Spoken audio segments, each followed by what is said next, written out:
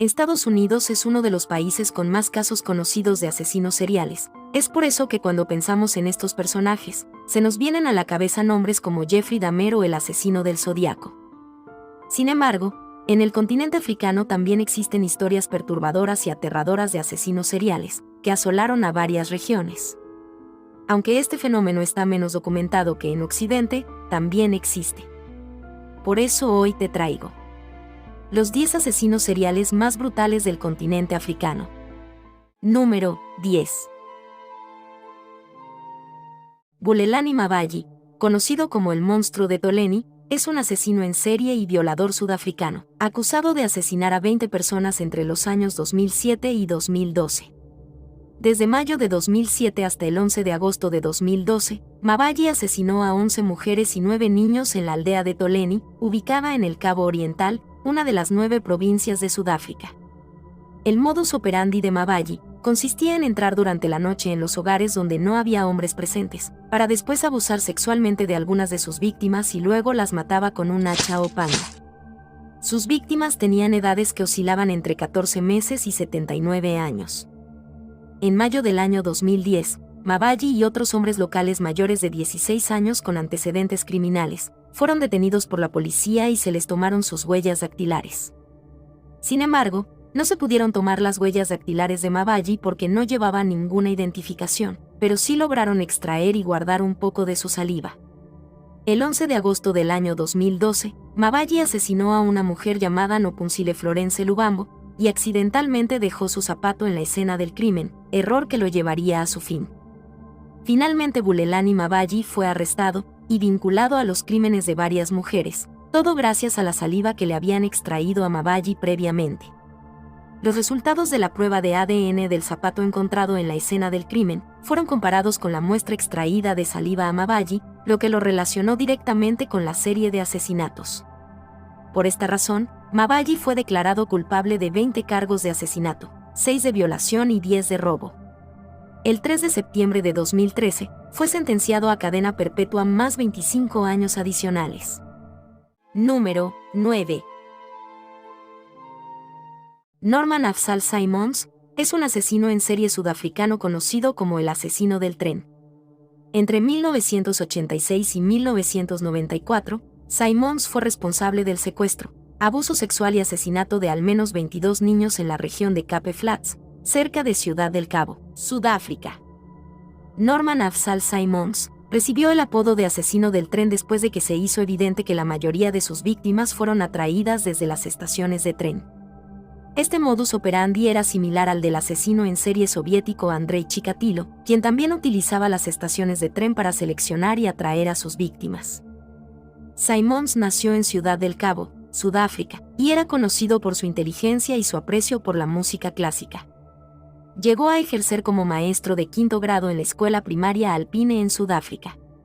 Norman Afzal Simons perpetraba sus crímenes mediante violación y sodomización de sus víctimas antes de estrangularlas. Posteriormente, dejaba los cuerpos de las víctimas boca abajo, con las manos atadas a la espalda, enterrados en tumbas poco profundas de arena.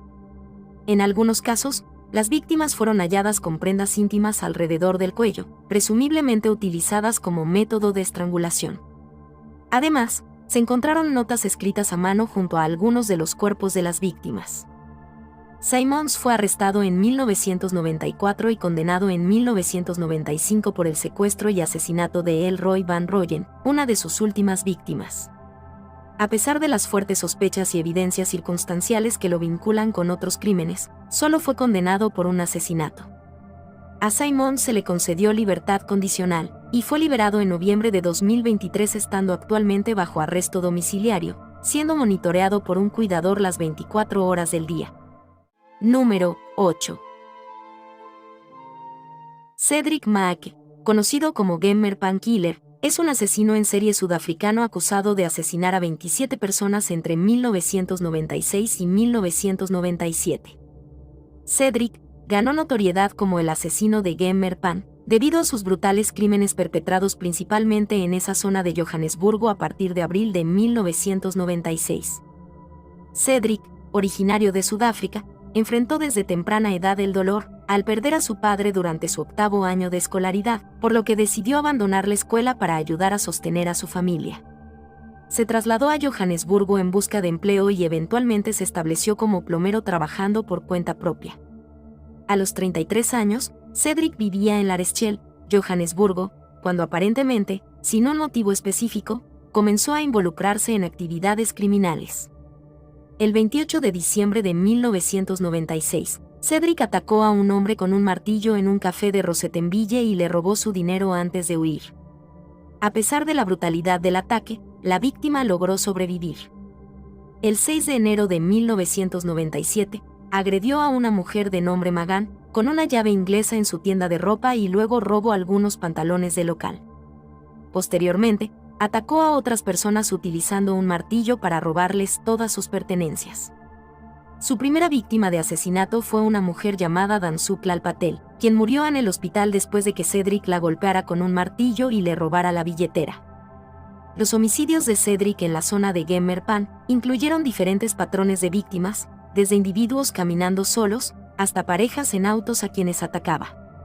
A los hombres les disparaba y a las mujeres las agredía sexualmente. Estos patrones diferentes en los crímenes confundieron a la policía, que al inicio creían que se trataba de dos asesinos seriales separados. Afortunadamente, Cedric Maake fue arrestado en diciembre de 1997, después de que una persona llamara a la policía al verlo merodeando cerca de un hotel. Finalmente, la conexión entre ambos tipos de crímenes fue establecida por el superintendente de policía Piet Pillebel del 12 de enero de 1998, cuando Cedric fue vinculado a los crímenes.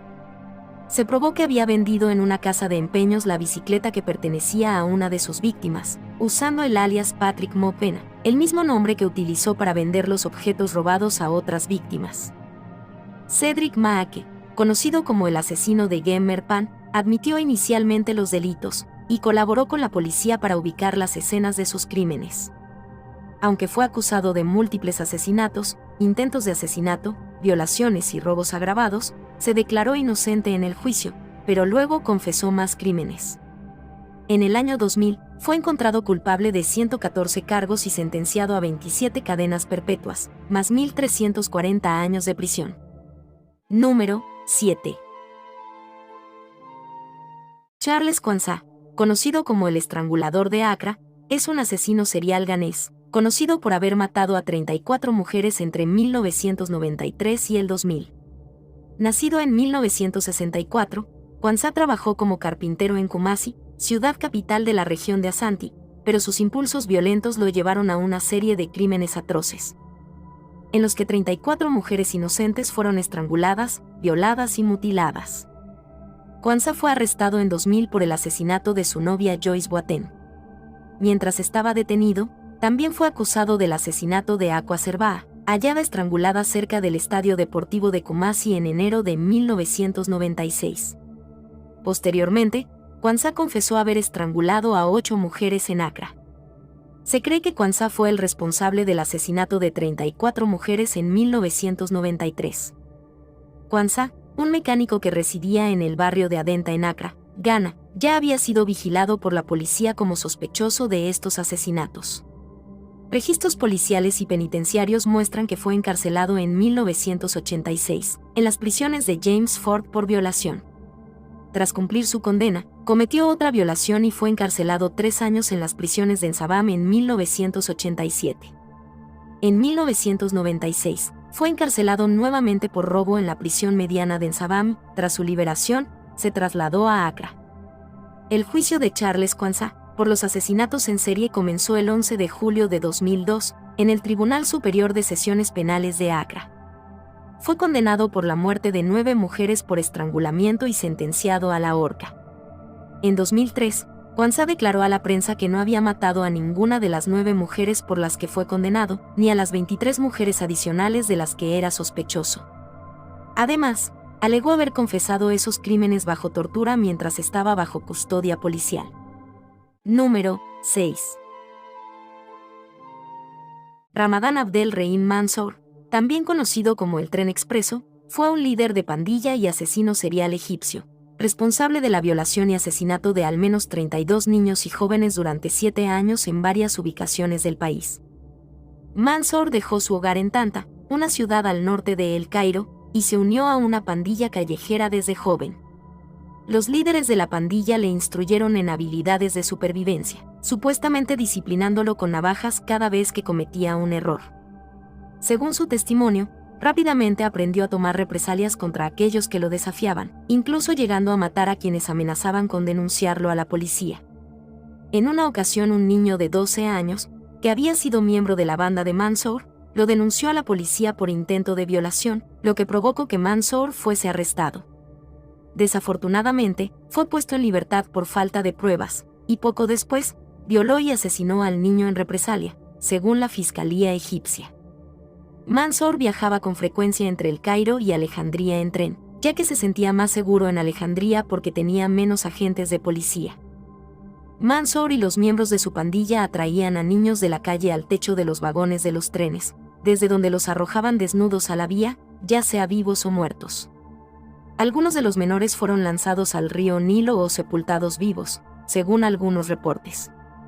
Las atrocidades cometidas por Mansour y su banda fueron descubiertas en 2006 tras el arresto de 2 miembros. Fue entonces cuando Mansour recibió el apodo de Al-Tourbini, que en árabe significa tren expreso, por el lugar donde prefería cometer sus crímenes. Tras su detención, Mansour afirmó supuestamente a los fiscales que estaba bajo la influencia de un genio femenino, que lo compelía a cometer tales actos horrendos. Mansour y uno de sus cómplices de nombre Samid fueron hallados culpables por el Tribunal Penal de Tanta en 2007 y condenados a muerte. La ejecución de Mansour y Samid tuvo lugar el 16 de diciembre de 2010 en la prisión de Burj Al Arab, donde fueron llevados a la horca. Número 5. David Simelan, conocido como el monstruo de Suazilandia, es un asesino serial originario de Suazilandia, un pequeño país en África. Es responsable de la muerte de 28 mujeres, aunque se sospecha que en realidad mató a más de 40 entre los años 1999 y 2001. David Simelan tenía un profundo odio hacia las mujeres, ya que supuestamente fue acusado injustamente de violación por una fémina, acusación que lo llevó a estar 6 años en la cárcel. Después de ser liberado en 1998, se propuso buscar venganza contra el sexo femenino, iniciando una serie de asesinatos que se extendieron desde finales de los años 1990 hasta 2001. Simelan persuadía a las mujeres con ofertas de empleo, en un país con una altísima tasa de desempleo en esa época. Luego que ellas accedían a acompañarlo, generalmente al bosque, él las ataba y las agredía sexualmente. Algunas veces, las asesinaba apuñalándolas o estrangulándolas con sus propias manos. En muchos casos, decapitaba a sus víctimas, algunas embarazadas, antes o después de haberles quitado la vida. Además, solía robar el dinero y objetos de valor de las mujeres para financiar sus juegos de azar. Unos pastores que buscaban una vaca fugitiva, encontraron extremidades humanas en un bosque y alertaron a las autoridades, quienes rápidamente solicitaron ayuda a 6 expertos forenses sudafricanos. Simelan fue detenido el 25 de abril del 2001, en una calle cercana al lugar donde los pastores encontraron los cuerpos de las mujeres asesinadas. El asesino fue arrestado y condujo a la policía a más sitios de entierro, donde se descubrieron 45 cadáveres. En las fosas clandestinas se encontraron los cuerpos de varios bebés, que pertenecían a las víctimas del psicópata. Durante el juicio, fue encontrado culpable de 28 casos de asesinato y sentenciado a muerte por ahorcamiento. De hecho, no mostró ningún remordimiento por sus acciones durante el proceso judicial. Hasta la fecha de publicación de este video, David Simelan permanece en el corredor de la muerte. Número 4. Ad Mohamed Mesfewi, conocido como el archiasesino de Marrakech, fue un asesino en serie marroquí que asesinó a 36 mujeres con una cómplice. Mesfewi, quien trabajaba como zapatero y comerciante en Marrakech, colaboraba con una mujer llamada Ana para perpetrar sus crímenes. Engañaba a mujeres jóvenes que visitaban su tienda para dictarle cartas, ofreciéndoles una copa de vino mezclado con un sedante que las dejaba indefensas, para luego decapitarlas con una daga. La macabra actividad de Mesfewi fue descubierta cuando los padres de una víctima notaron su desaparición tras visitar la tienda. la investigación policial reveló una fosa bajo el suelo con 20 cadáveres mutilados, además de 16 cuerpos enterrados en el jardín. Ana, tras ser torturada por los familiares de las víctimas, delató a Mesfegui antes de morir. Este último confesó que cometía los asesinatos para robarles pequeñas sumas de dinero. Mesfegui fue condenado a ser crucificado, pero debido a la protesta internacional por la severidad del castigo, las autoridades marroquíes optaron por la decapitación como una alternativa menos brutal. Sin embargo, la opinión pública local en Marrakech exigía un castigo más severo para Mesfegui. Durante 4 semanas, fue sacado diariamente a la plaza del mercado, donde recibió 10 azotes con una vara antes de ser devuelto a su celda, como castigo público por sus crímenes atroces y como advertencia para otros. Finalmente, las autoridades decidieron que Mesfegui sería emparedado vivo en el bazar del mercado de Marrakech el 11 de junio de 1906. Para este propósito, 2 albañiles construyeron una celda dentro de los gruesos muros del bazar. Para asegurar que el condenado permaneciera de pie y no pudiera escapar, fijaron cadenas en la pared trasera de la celda. El día de la ejecución, Mesfegui resistió y pidió clemencia mientras lo llevaban a la celda, rodeado por una multitud que se había reunido para presenciar su castigo. Una vez encadenado, la multitud le arrojó basura y desperdicios en repudio a sus crímenes, antes de que los albañiles tapiaran la abertura de la celda con mampostería. Durante los días siguientes, cada vez que Mesfegui gritaba desde dentro de la celda, la multitud respondía con júbilo, hasta que cesaron sus lamentos al tercer día y se le consideró muerto. Número 3. Mousse Sitole es un violador y asesino en serie sudafricano conocido por los asesinatos ABC entre 1994 y 1995. Estos crímenes reciben su nombre porque comenzaron en Atterieville, siguieron en Boksburg y culminaron en Cleveland, un barrio de Johannesburgo. Mousse Sitole nació en 1964 en Vosloorus, una comunidad empobrecida cerca de Boksburg, en la provincia de Transvaal, en la Sudáfrica de la apartheid. A los 5 años, perdió a su padre y su madre abandonó el hogar. Pasó los siguientes 3 años en un orfanato junto a sus hermanos, donde dijeron haber sufrido abusos. Según su propio relato, fue arrestado por una violación que no cometió en su adolescencia y pasó 7 años en prisión. Sitole afirmó que su estancia en la cárcel lo llevó a convertirse en un asesino, justificando sus crímenes al decir que las mujeres que mató le recordaban a aquellas que lo habían acusado falsamente de violación años atrás. Para quienes lo rodeaban, Sitole aparentaba ser una persona de carácter pacífico. Durante el periodo de sus crímenes, dirigía una organización ficticia llamada Juventud contra el Abuso Humano, supuestamente dedicada a combatir el abuso infantil. Sus víctimas eran mujeres que acudían a entrevistas de trabajo para esta organización sin fines de lucro. Sitole las llevaba a lugares apartados, donde las golpeaba, violaba y asesinaba. La mayoría de las veces, las estrangulaba con su propia ropa interior. Después de escribir palabras vulgares en los cuerpos de sus víctimas, se deshacía de ellos. En 1995, ya había asesinado a más de 30 mujeres, sembrando el pánico en todo el país. En algunos casos, llamaba a las familias de las víctimas para burlarse de ellas. Incluso, el presidente Nelson Mandela visitó Boksburg en persona para pedir la colaboración del público en la captura del asesino. En octubre de 1995, Sitole se puso en contacto con el periodista sudafricano Tamsen de Beer y se identificó como el asesino. Durante la llamada telefónica, dijo que los asesinatos eran una venganza por su encarcelamiento injusto. Afirmó haber matado a 76 personas, el doble de lo que se había reportado. Para demostrar que era el asesino, dio detalles sobre la ubicación de uno de los cuerpos. Posteriormente, las autoridades lo acorralaron en Johannesburgo y lo enfrentaron. Durante el arresto, Sitole atacó a un agente con un hacha y fue herido de bala. El 5 de diciembre de 1997, Mousse Sitole fue sentenciado a 50 años de prisión por cada uno de los 38 asesinatos. El juez también le señaló que, de no haberse abolido la pena de muerte ese mismo año, lo habría condenado a muerte. Número 2. William Unek fue un agente de policía y un asesino múltiple ugandés, conocido por ser un asesino en masa, asesino itinerante, asesino relámpago y asesino en serie. A lo largo de 2 matanzas masivas, ocurridas con 3 años de diferencia, mató a un total de 57 personas. Unek nació en 1929 en Uganda y destacó en sus primeros años de educación en la escuela estatal local.